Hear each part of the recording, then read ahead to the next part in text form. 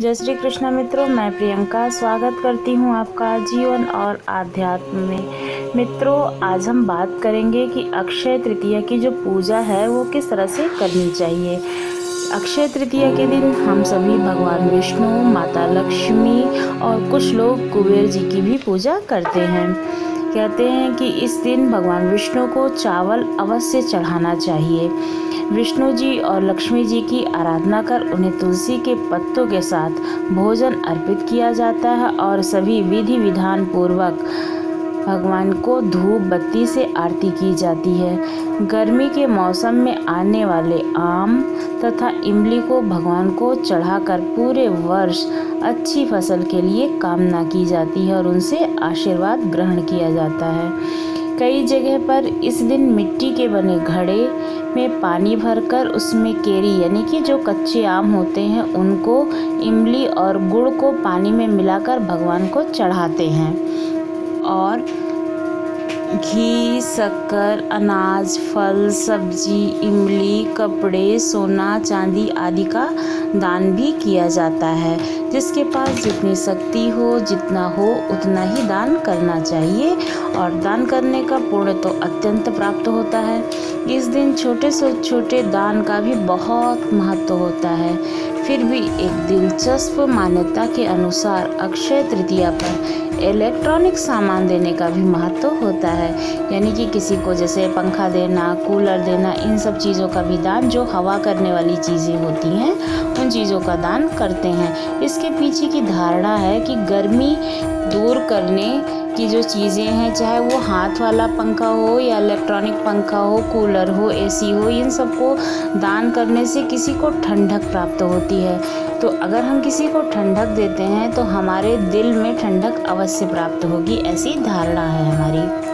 दिन हम सभी शुभ काम को करना सर्वश्रेष्ठ मानते हैं और अक्षय तृतीया के दिन विवाह होना अत्यंत ही शुभ माना जाता है। कहते हैं कि अगर अक्षय तृतीया के दिन विवाह किया जाता है तो पति पत्नी में परस्पर प्रेम बना रहता है और जिस प्रकार इस दिन दिए गए दान का पुण्य कभी खत्म नहीं होता है, उसी प्रकार से विवाह में पति पत्नी के बीच में प्रेम कभी खत्म नहीं होता है और उनका साथ जन्मों जन्मों तक का बना रहता है। विवाह के अलावा सभी जो मांगलिक कार्य हैं उनको इस दिन करने से कहते हैं कि चीज़ों में तरक्की होती है।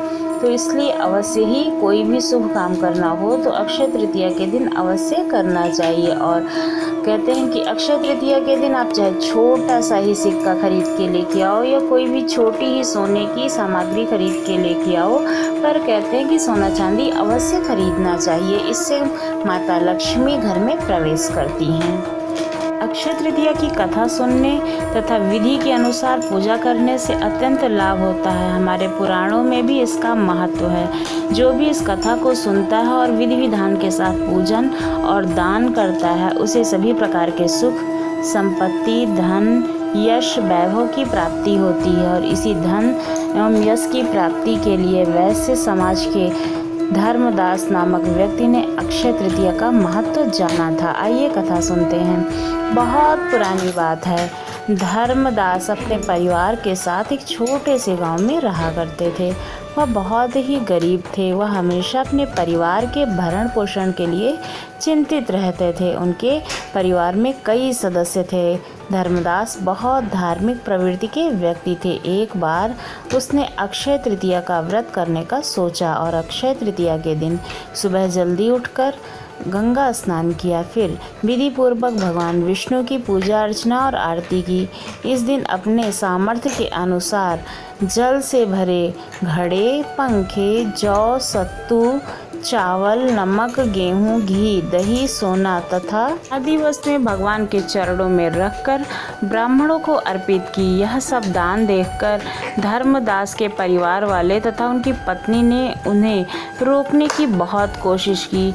उन्होंने कहा कि अगर धर्मदास इतना सब कुछ दान दे देगा तो उनके परिवार का पालन पोषण कैसे होगा। फिर भी धर्मदास अपने दान और पुण्य कर्म से विचलित नहीं हुए और उसने ब्राह्मणों को कई प्रकार का दान दिया। उसने जीवन में जब भी अक्षय तृतीया का पर्व आया प्रत्येक बार धर्मदास ने विधि से इस दिन पूजा का और दान करने का कर्म किया। बुढ़ापे का रोग, शरीर की परेशानी और व्रत से विचलित नहीं हुए इस जन्म के पूर्ण प्रभाव से धर्मदास जी अगले जन्म में राजा कुशावती के रूप में प्रकट हुए। कुशावती राजा बहुत ही प्रतापी थे। उनके राज्य में सभी प्रकार का सुख, धन, सोना, हीरे, जवाहरात, संपत्ति, किसी प्रकार की कोई कमी नहीं थी। उनके राज्य में प्रजा बहुत सुखी थी। अक्षय तृतीया के पूर्ण प्रभाव आदि वस्तुएं भगवान के चरणों में रखकर ब्राह्मणों को अर्पित की। यह सब दान देखकर धर्मदास के परिवार वाले तथा उनकी पत्नी ने उन्हें रोकने की बहुत कोशिश की। उन्होंने कहा कि अगर धर्मदास इतना सब कुछ दान दे देगा तो उनके परिवार का पालन पोषण कैसे होगा। फिर भी धर्मदास अपने दान और पुण्य कर्म से विचलित नहीं हुए और उसने ब्राह्मणों को कई प्रकार का दान दिया। उसने जीवन में जब भी अक्षय तृतीया का पर्व आया, प्रत्येक बार धर्मदास ने विधि अक्षय तृतीया की एक परशुराम जी की भी कथा है, चलिए उसको भी मैं आपको सुनाती हूँ। भगवान परशुराम का जन्म ब्राह्मण कुल में हुआ था। वे ऋषि जमदग्नि और माता रेणुका के पुत्र थे। ऋषि जमदग्नि सप्त ऋषियों में से एक ऋषि माने जाते हैं। कहा जाता है कि भगवान परशुराम का जन्म 6 उच्च ग्रहों के योग में हुआ था, जिस कारण वे अत्यंत तेजस्वी, ओजस्वी और पराक्रमी थे। एक बार अपने पिता की आज्ञा पर उन्होंने अपनी माता का सिर काट दिया था और बाद में माता को पुनः जीवित करने के लिए उन्होंने पिता से वरदान भी मांग लिया था। अभय वंश के राजा सहस्त्रार्जुन ने अपने बल और घमंड के कारण लगातार ब्राह्मणों और ऋषियों पर अत्याचार कर रहा था।